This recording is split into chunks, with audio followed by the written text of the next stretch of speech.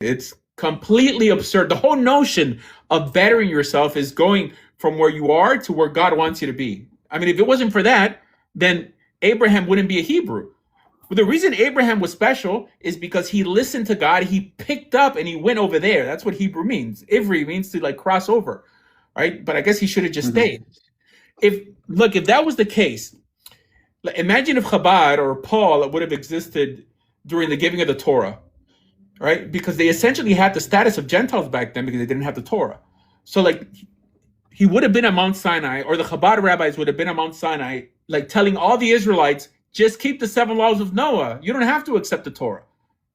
You know how absurd that sounds from a Torah perspective? When God is urging with them, remember, God is saying, choose life, choose Torah that you shall live. God wants you to choose this path. It's not like, you don't, like you don't, well, I mean, clearly, like, you don't have to like, accept the Torah, but like to assume that God doesn't want you to accept that either is, it completely nullifies with the need of an ethical guide to, like, for life. I mean, either the Torah makes the world better or it doesn't make the world better.